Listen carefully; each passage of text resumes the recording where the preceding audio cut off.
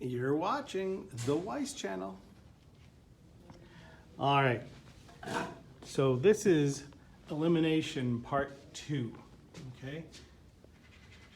So now you see how if we add the two equations together, nothing drops out? Oy, so we gotta make something drop out. How are we gonna do that? Well, I'm gonna multiply the top row by 3 and the bottom by -2. Why am I going to do that? Why do I multiply the top row by 3 and the bottom by -2? Because look what happens. Okay, I get positive 6x plus 9y equals 54, and negative 6x minus 8y equals -50, right? Make sure that whatever you do to one term, you do to every term. Okay, so I multiply the top row by 3, the bottom row by -2 in order to get the 6 x's to drop out. When I do that, I get 1y equals 4. Now I go back to choosing either the top or the bottom row to fill in y equals 4.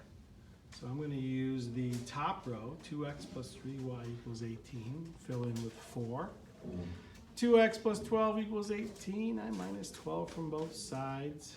I get 2x equals 6 and x equals 3. So my answer is 3, 4. Okay? Over here, notice that, look, okay, wait a minute now. I could multiply the top row by 4 and the bottom by -5. Or what happens if I just multiply the top row by -2? Oh, no, I'm sorry, just by 2. Notice if I multiply the top row by 2, I get 6x, where the bottom row, just rewriting it, has -6x, right? So the 6x's are going to drop out. When I add the equations together, I get 14y equals 28, and I get y equals 2. So using the bottom row, I've got -6x plus 4 times 2 equals 38. Minus 8 from both sides, I get -6x equals 30. Divide -6, x equals 5. My answer is -5, 2. Okay. Over here, I'm going to multiply the top row by +2, because it'll turn this -4 into a -8, right? And it'll get the 8 y's to drop out. If I multiply it by 2, see, I have a -8y and a +8y. Solving through, I get x equals 5. Using the bottom row, either row I use will get me the same answer, by the way. Using the bottom row and solving, I get y equals -2. Answer is 5, -2. Okay. Once again, over here, oh, look at this. See how you have -1y?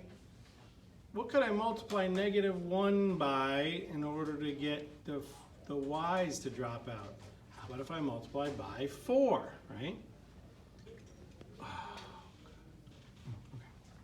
So if I multiply by 4, I get -4y and +4y. Solving through, I get x equals 4. Putting it back in, putting 4 in for x, I get y equals -3.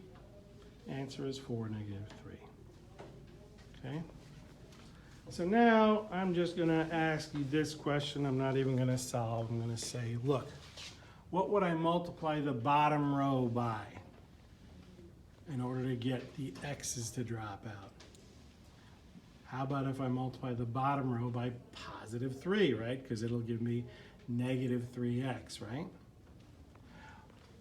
Over here, just now, see here, notice that one is negative and one is positive. Or here, one is negative and one is positive. So I don't have to multiply one row by a positive and one row by a negative. So I'm going to multiply this row by 3 and this row by 2 to get +6 and -6. Or I could multiply the top row by 4 and the bottom by 5 to get -20y and +20y. Okay? You've been watching the Weiss channel.